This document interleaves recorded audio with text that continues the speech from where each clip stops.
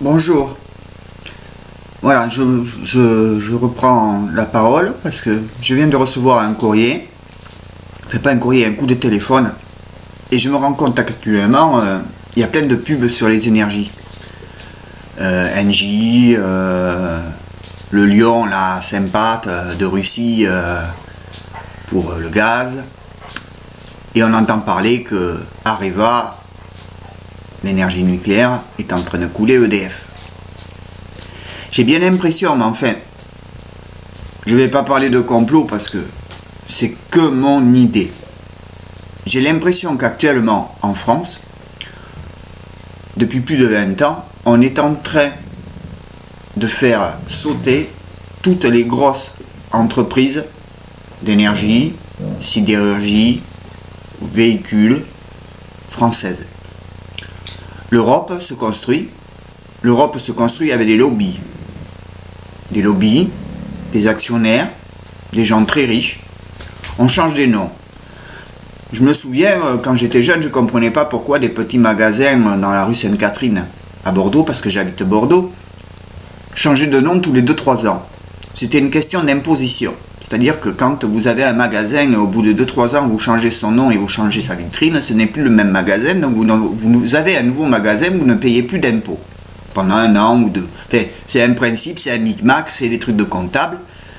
J'y connais pas grand-chose, hein, mais en ce moment, je suis un petit peu énervé parce que quand j'entends parler d'EDF, là, en plus, on me téléphone, on me dit qu'on m'a envoyé un courrier, ce qui est faux, et que Engie va être, quelque part, le nouveau EDF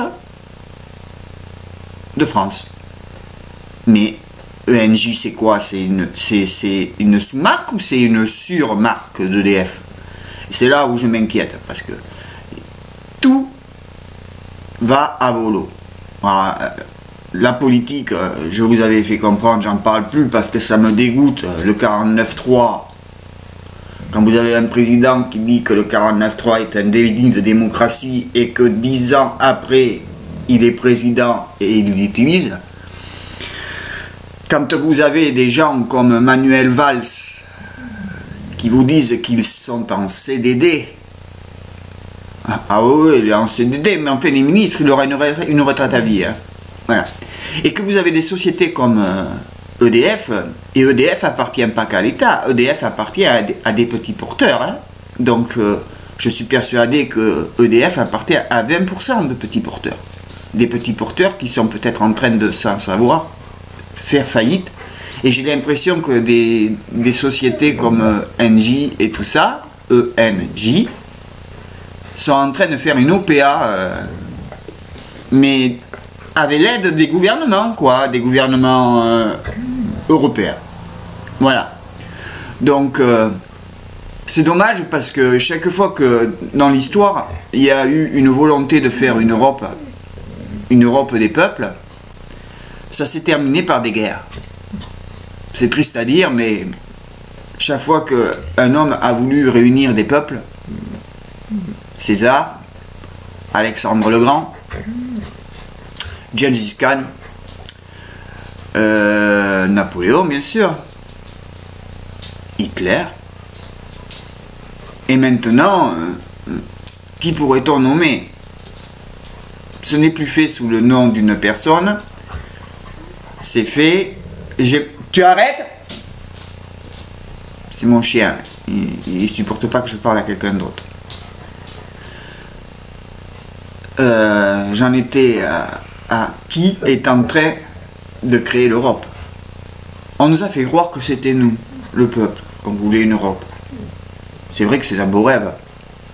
Mais où on en est? Où on en est? L'Europe est en train de devenir un lobby,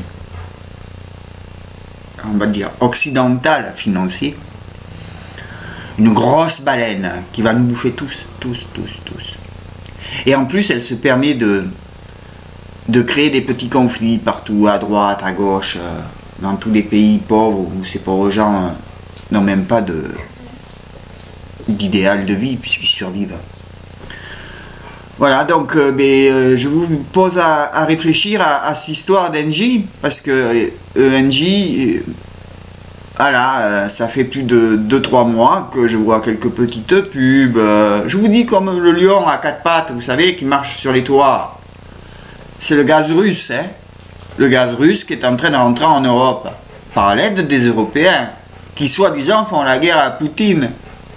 Hein, comme Erdogan, qui soi-disant, la Turquie est un pays sûr.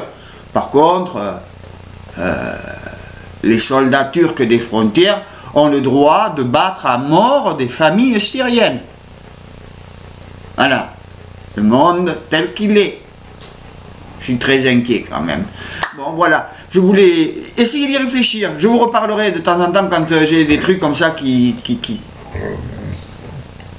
m'interpellent. Mais je vous en parlerai. Et puis, je sais pas, à un moment, n'importe comment, j'espère que vous, la jeunesse, vous n'avez pas baissé les bras. Hein, le 49.3, s'ils le font, j'espère que nos députés vont nous entendre pour passer, comment on appelle ça,